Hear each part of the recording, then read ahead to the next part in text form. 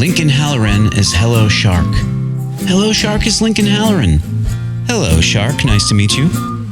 Lincoln likes when bricks are in a herringbone pattern, and he dislikes it when someone picks out coconut ice cream. I wonder what kind of ice cream Lincoln does like. Rocky Road, maybe? Or praline and cream? Something old-timey seems about right for a man who's named after a president and who writes songs that are like little conversations. Conversations about observations. Funny and poignant, sometimes a little sad. I wonder if Lincoln ever gets nervous when he sits down at the theater.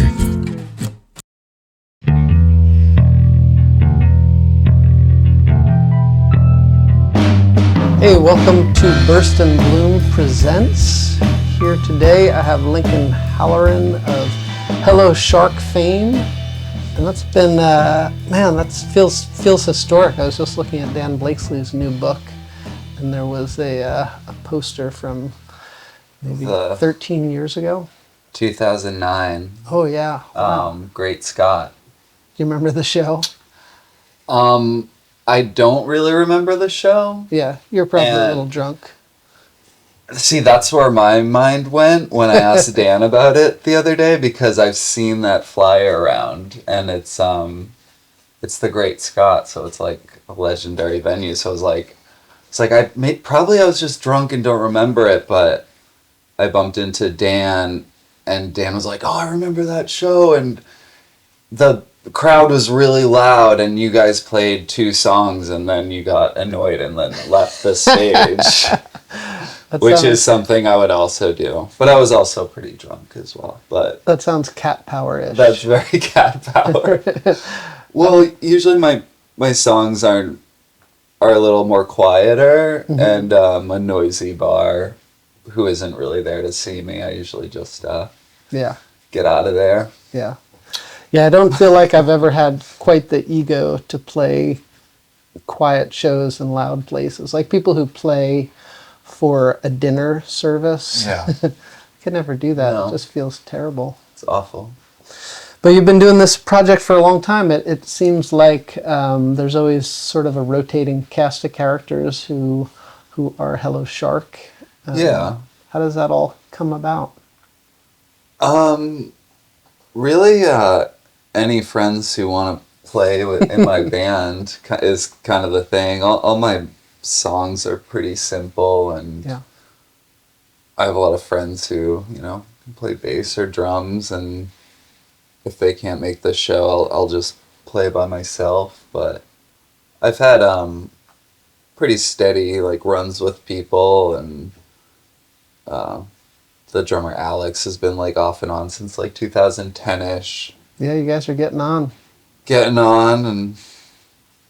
And Sean played bass for a while. Garrett played bass, but yeah, I kind of like keeping it loose and more of a vibe thing. Yeah, and so when people come in and out, do you tell them what you want, or do you just kind of let them do their thing? How does the vibe in those first practices go? The vibe is usually, as long as you play the chords, I don't mind. That's the main thing. Hit the chords. Yeah. And don't be too busy. I don't like a busy drummer. Right. I like a drummer who sounds like they just, took some pills or something. I was a little slow. The quiet pills, not the uppers. The quiet pills, barely making the hit. Everything's a little late. Yeah. Bang. Those are my requirements for Hello Shark. That's fair. Well, I do love that over the various incarnations of Hello Shark, it's always been your scene, and no matter who's playing, it kind of carries that vibe in a really sweet way. I think it makes it more interesting, and also because I'm not the best. I'm not a great music. I don't know anything about theory or anything. So you shred. I've seen you do the hammer on and pull off. I can do a couple. I know where a couple notes are high on the guitar, but a lot of my friends are way more talented than me and just can jump in and play stuff.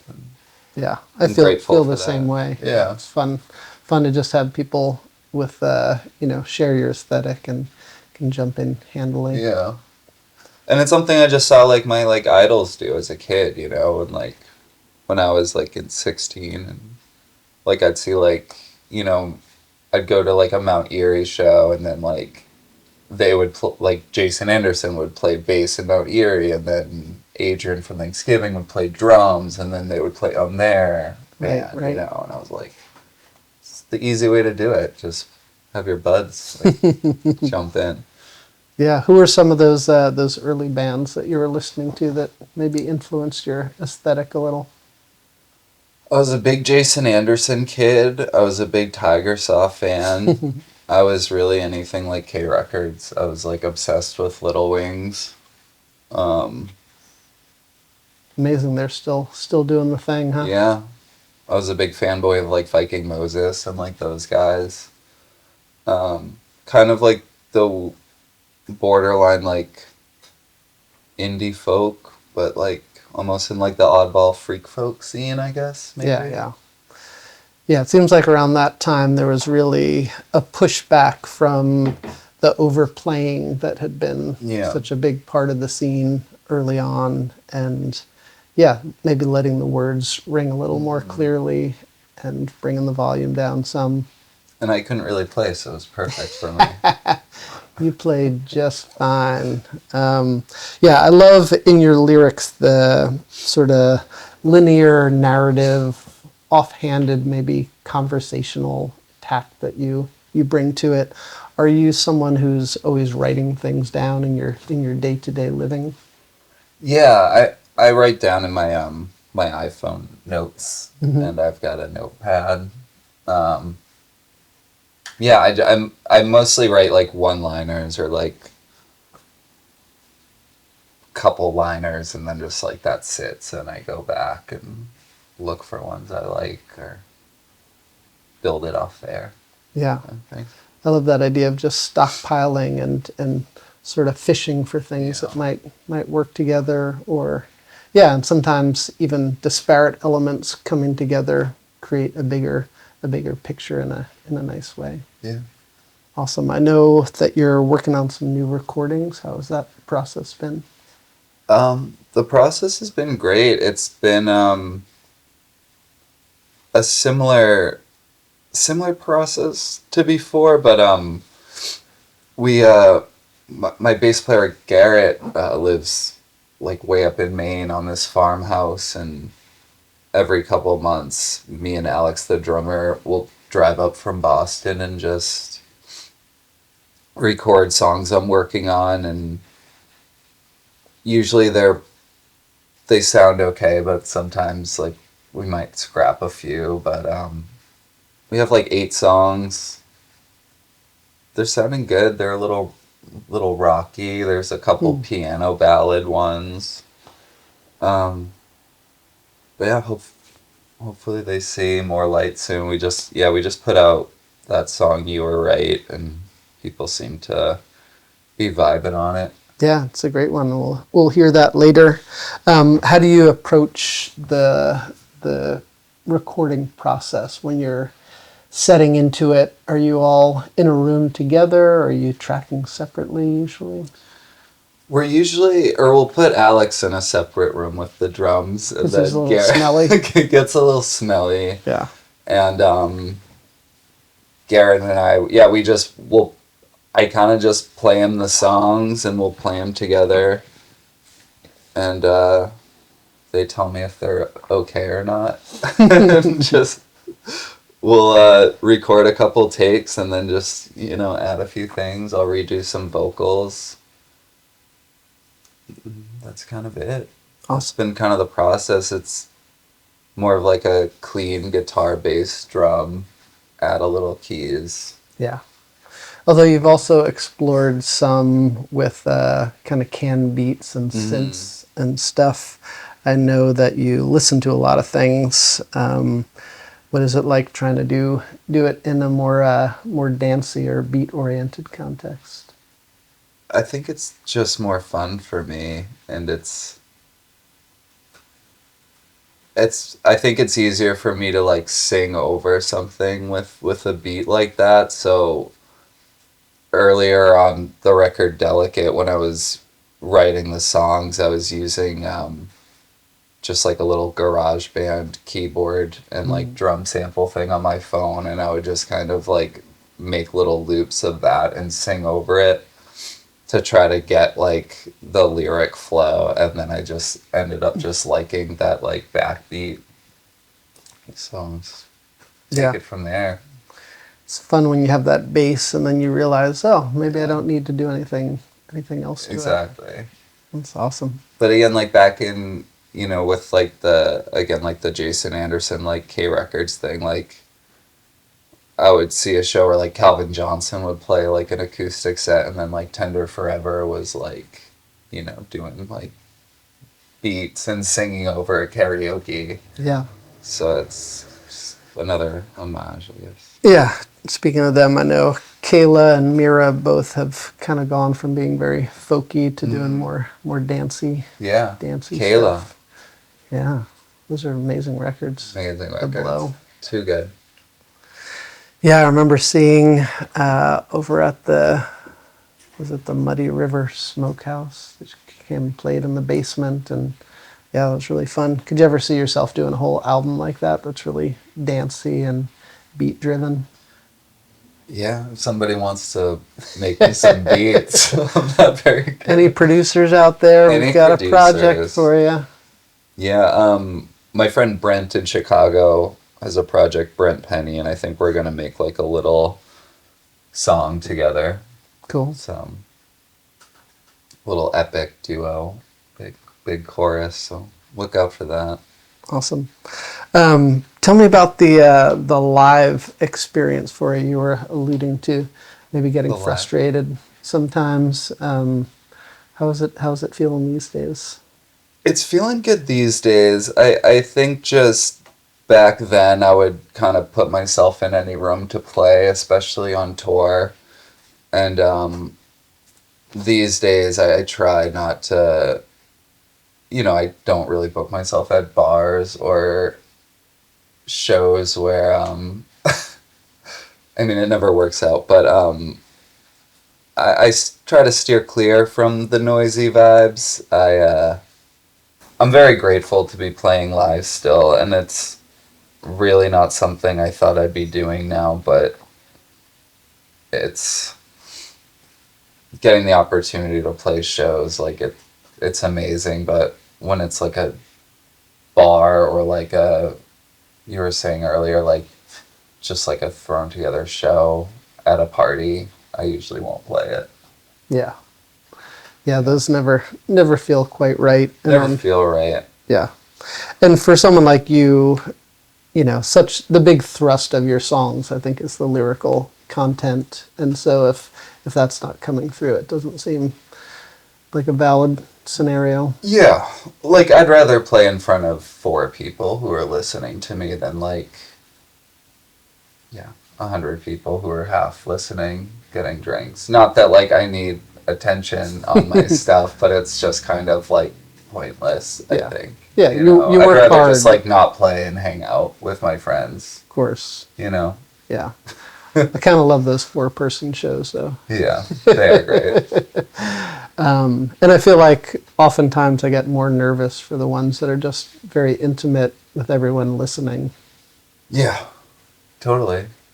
And it's, I also, I don't drink anymore, so that was another, I could just drink at the loud bar shows, and now it's, to be present for that is, no. Now you've got to feel it all. Gotta feel it all, gotta hear it all. Yeah.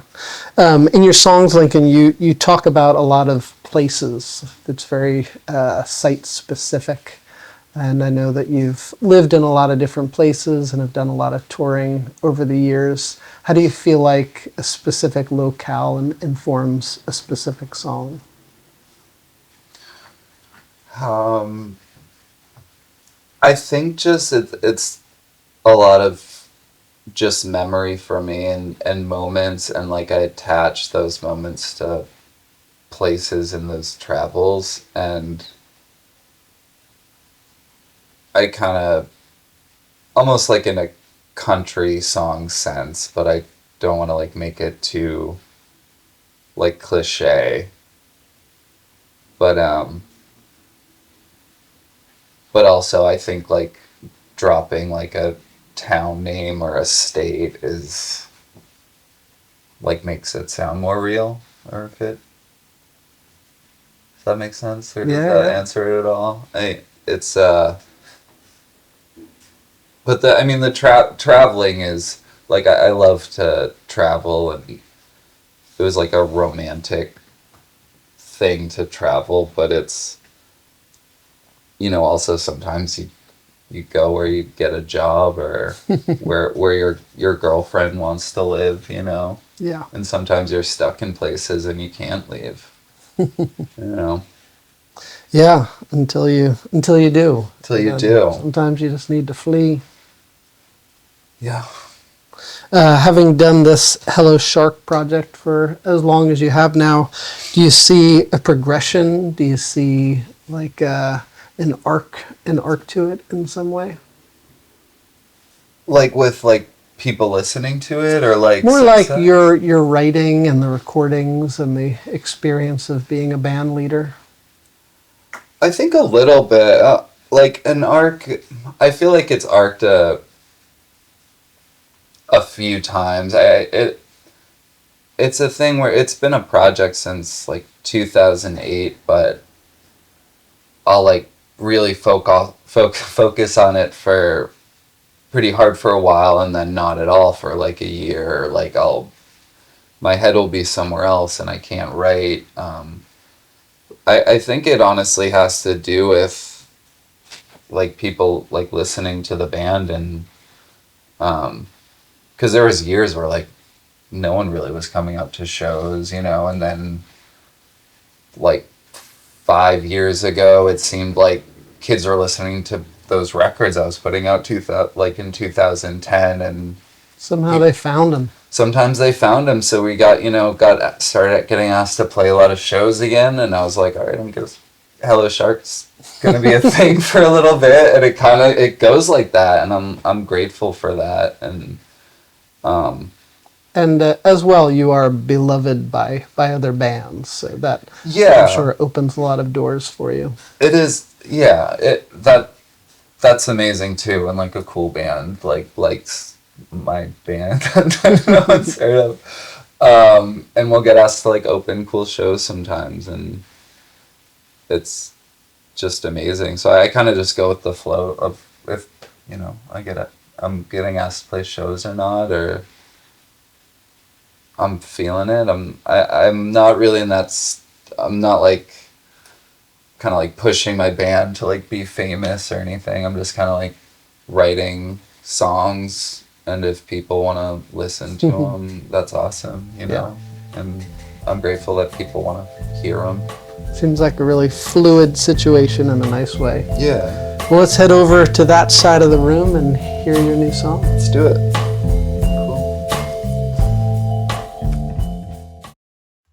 All right, so we got Break Arms, kind of first guy, 2010, kind of pretty bedroom-y. Got a nice pic of, 22-year-old drinking on the back roof. This is a good one. HS, a few years after.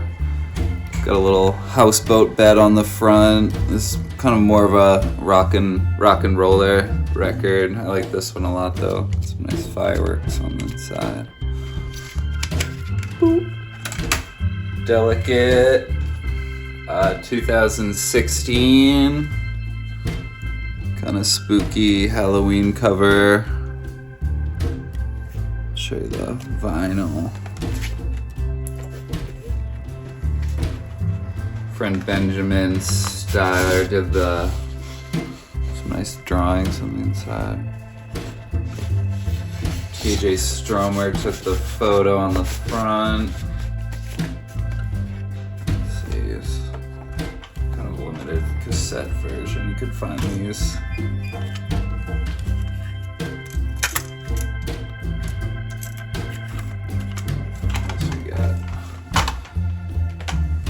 Got some shirts, you can find these.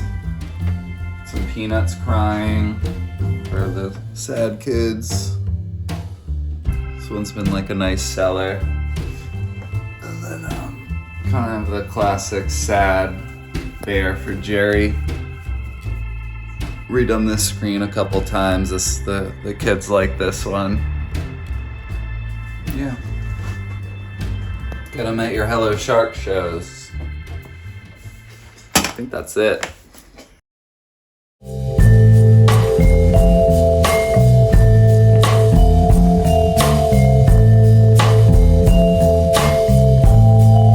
All right, here we are again with Burst in Bloom Presents. I have Lincoln Halloran of the band Hello Shark here in my living room on my couch, ready to rock the new jam. You were right. Mm-hmm. Where'd this song come from?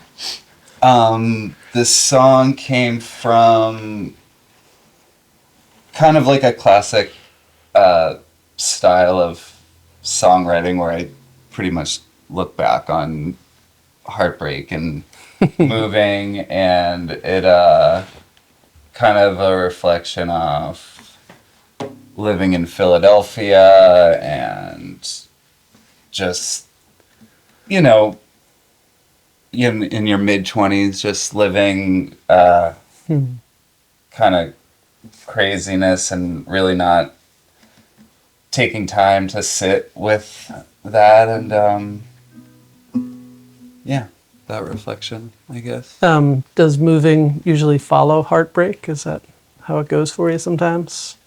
They coexist, yeah. For sure. Not always, but more of not really like where I was living, but I was just like not really being aware of your surroundings, and just yeah. So it's definitely like a regret song, and yeah, I'll look back for sure. Sweet. Well, let's get this thing popping. Yeah. Should I just play it now? Yeah, let's play it now. Okay.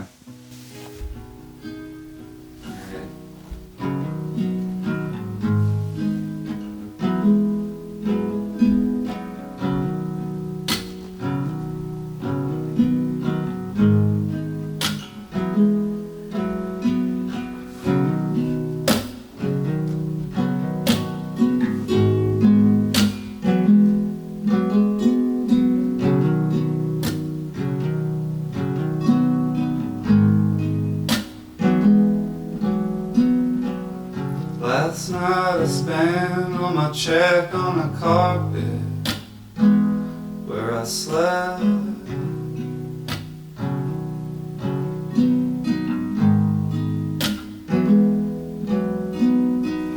Last night you hung round my neck like a necklace, and I misread it.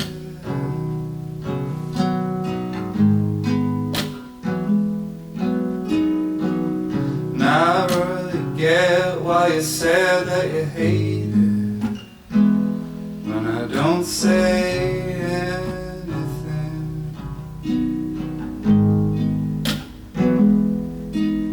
But you were right. You were right. I would miss everything.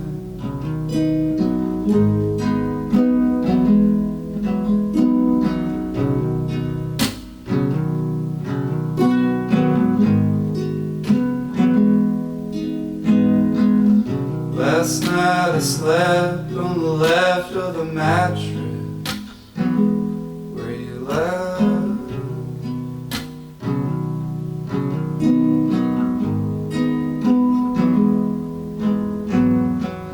Last night you ran around my head, felt like payback, and you just left.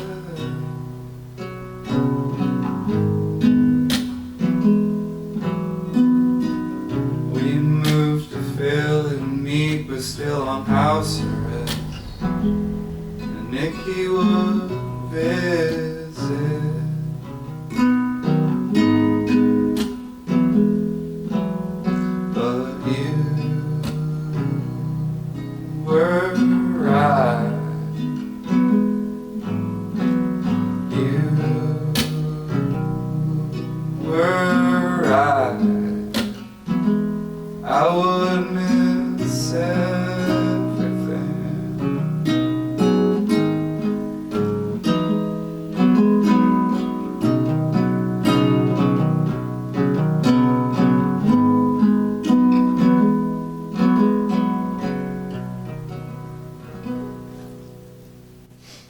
Yeah. Yeah, fresh it's a new jam. one. Awesome. Well, thanks for being here. Thanks Yeah. for jumping in. This has been Burst and Bloom Presents. Thanks for watching. Thanks, man.